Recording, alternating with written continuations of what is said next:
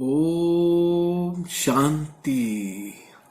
आज की तारीख है 9 दिसंबर 2021।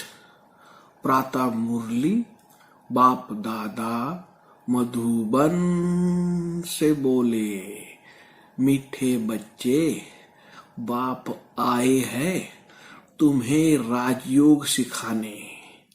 बाप के सिवाय कोई भी देहधारी तुम्हें राजयोग सिखा नहीं सकता। प्रश्न है, तीव्र भक्ति करने से कौन सी प्राप्ति होती है, कौन सी नहीं?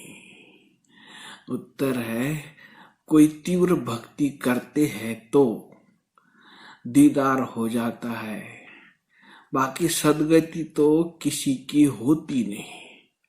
वापस कोई भी जाता नहीं। बाप के बिना वापस कोई भी ले नहीं जा सकता। तुम इस बने बनाए ड्रामा को जानते हो। तुम्हें आत्मा का यथार्थ ज्ञान है। आत्मा ही स्वर्गवासी और नरकवासी बनती है। ओम शांति। रूहानी बच्चों प्रति रूहानी बाप ने ओम शांति का अर्थ भी समझाया है। ओम को अहम अर्थात मैं भी कहा जाता है। मैं आत्मा, मेरा शरीर दो चीजें हैं। यह आत्मा ने कहा ओम शांति अर्थात शांति मेरा स्वधर्म है। आत्मा का निवास स्थान है शांति धाम अथवा परम धाम। वह है निराकारी दुनिया। यह है साकारी मनुष्यों की दुनिया। मनुष्यों में आत्मा है और यह शरीर 5 तत्वों का बना हुआ है। आत्मा अविनाशी है, वह कब मरती नहीं है। अब आत्मा का बाप कौन है? शरीर का बाप तो हर एक का अलग अलग है, बाकी सभी आत्माओं का बाप एक ही है, परमपिता परमात्मा। उनका असली नाम है शिव। पहले पहले कहते हैं शिव परमात्माय नमः, फिर कहेंगे ब्रह्मा देवताय नमः, विष्णु देवताय नमः। उन्हों को भगवान नहीं कह सकते। सबसे ऊंचा है निराकार परमपिता परमात्मा शिव। फिर है सूक्ष्म देवताएं। यहाँ सभी मनुष्य है। अब प्रश्न उठता है कि आत्मा का रूप क्या है? भारत में शिव की पूजा करते हैं। शिव काशी कहते हैं। वे लोग लिंग बनाते हैं, कोई बड़ा बनाते कोई छोटा, लेकिन जैसे आत्मा का रूप है वैसे परमात्मा का रूप है। परमात्मा आत्मा जैसे आत्मा का रूप है वैसे परमात्मा का रूप है।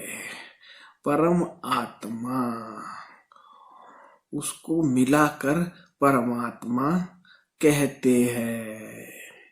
परमात्मा के लिए कोई कहते हैं वह अखंड ज्योति स्वरूप है, कोई कहते हैं ब्रह्म है। अब आप समझाते हैं, जैसे तुम आत्मा बिंदी हो वैसे मेरा रूप भी बिंदी है। जब रुद्र पूजा करते हैं तो उनमें लिंग ही बनाते हैं। शिव का बड़ा लिंग बाकी शालिग्राम छोटे छोटे बनाते हैं। मनुष्यों को न यथार्थ आत्मा का ज्ञान है न परमात्मा का, तो वह मनुष्य बाकी क्या रहा। सब में 5 विकार प्रवेश है। देह अभिमान में आकर 1-2 को काटते रहते हैं। यह विकार है ही दुख देने वाले। सन्यासी है हठ योगी, वह राज योग सिखा न सके। गीता भी जो सुनाते हैं वह भक्ति मार्ग की है। कितनी गीताएं बना दी है। बाप कहते हैं, बच्चे मैं संस्कृत में तो नहीं पढ़ाता हूँ, न श्लोक आदि की बात है, तुमको राजयोग आकर सिखाता हूँ। जिस राजयोग से तुम पावन दुनिया के मालिक बन जाते हो। अच्छा, मीठे मीठे सिकीर दे बच्चों प्रति मात पिता बाप दादा का याद प्यार और गुड मॉर्निंग। रूहानी बाप की रूहानी बच्चों को नमस्ते। हम रूहानी बच्चों की रूहानी बाप दादा को याद प्यार गुड मॉर्निंग और नमस्ते। धारणा के लिए मुख्य सार। पहली पॉइंट है, कभी किसी भी देहधारी को याद नहीं करना है। मेरा तो एक शिव बाबा, दूसरा न कोई, यह पाठ पक्का करना है। दूसरी पॉइंट है, बाप समान रूहानी पंडा बनकर सबको घर का रास्ता बताना है। अंधों की लाठी बनना है। वरदान है, सदा बिजी रहने की विधि द्वारा व्यर्थ संकल्पों की कंप्लेन को समाप्त करने वाले संपूर्ण कर्मातीत भव। संपूर्ण कर्मातीत बनने में व्यर्थ संकल्पों के तूफान ही विघ्न डालते हैं। इस व्यर्थ संकल्पों की कंप्लेन को समाप्त करने के लिए अपने मन को हर समय बिजी रखो। समय की बुकिंग करने का तरीका सीखो। सारे दिन में मन को कहाँ कहाँ बिजी रखना है, यह प्रोग्राम बनाओ। रोज अपने मन को 4 बातों में बिजी कर दो। एक है मिलन अर्थात रूह रिहान, दूसरा है वर्णन अर्थात सर्विस, तीसरा है मगन और चौथा है लगन।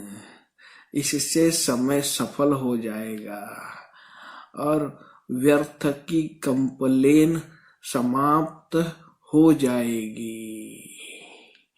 स्लोगन है, सफलता को परमात्मा बर्थराइट समझने वाले ही सदा प्रसन्न चित्त रह सकते हैं।